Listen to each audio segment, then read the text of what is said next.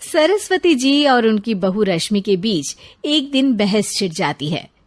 आखिर किसका काम ज्यादा आसान है, बहू का या सास का? माँ जी, सास को काम ही क्या है, आपके सारे काम उंगलियों पे तो हो जाते हैं। कुछ भी।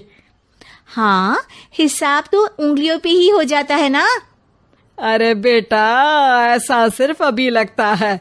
जो मुझे करना पड़ता है ना, वो तुझे करना पड़े तो समझ आएगा कि असली काम का पहाड़ कैसा होता है। ठेले बराबर वजन भी नहीं है आपके काम में, और बात पहाड़ों के वजन की कर रही हैं आप। तू ऐसा करती ही क्या है घर में बेटा, ये तो बता मुझे। मैं थोड़ी ना कुछ करती हूँ, सब जादू से हो रहा है इस घर में। अरे एक दिन मेरा काम करोगी तो समझ आएगा। Okay okay, shut up. कल से मैं घर के काम करूंगी और तू मेरी जगह हर चीज का हिसाब रखना, ठीक है? ठीक है, ये भी कर लेते हैं। ये सास बहू की डील के बारे में रश्मि के पति अमन को नहीं पता था, और ना ही अमन के पिताजी सुरेश जी को। पर गेहूं के साथ साथ जैसे घुन भी पिस जाता है, ये दोनों भी पीसने वाले थे। सुबह अमन उठकर रेडी होता है ऑफिस जाने के लिए, तो पता है उसके कपड़े नहीं निकले हुए हैं। अरे रश्मि, तुमने मेरे कपड़े नहीं निकाले? अपनी माँ से पूछो ना, उन्हीं का काम है ये। अमन अपनी माँ के पास जाता है। अब मेरे कपड़े आज आप देने वाले हो क्या माँ? हाँ, देना तो मुझे ही चाहिए, पर तेरी बहू ने कपड़े धोने ही नहीं डाले, तो कोई भी धुला हुआ कपड़ा नहीं है बेटा। हैं? ऐसा क्यों? कपड़े तो धोने आप ही देते हो ना माँ? अरे बहू ने तुझे बताया नहीं, अब हम अदल बदल गए हैं। मैं अब बहू और तेरी बीवी सास। अमन परेशान हो गया। वो बिना इस्त्री के कपड़े पहनकर ऑफिस चला गया। सरस्वती जी अपने घुटने के दर्द के कारण झुककर घर साफ नहीं कर पा रही थी, और ना ही खाना बनाना याद रख पाई।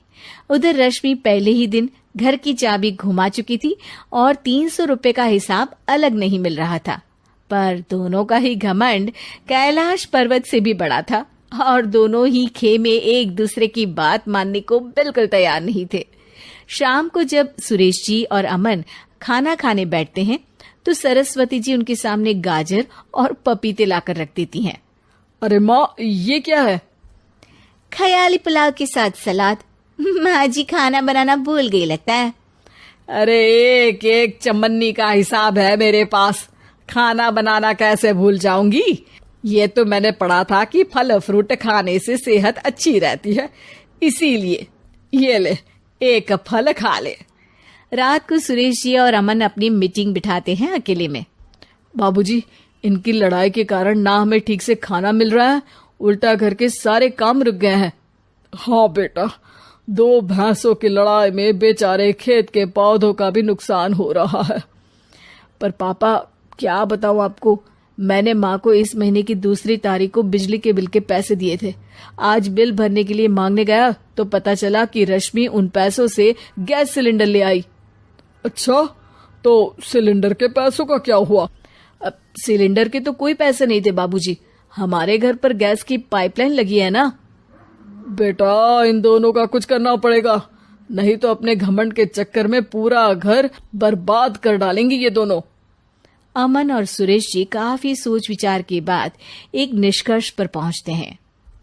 रात ही को दोनों अपनी पत्नियों की अलमारी से नई साड़ी निकालते हैं, और सुबह जब रश्मि और सरस्वती जी उठते हैं तो देखते हैं कि दोनों पति साड़ी पहनकर चढ़ाव पर सब्जियां काट रहे हैं।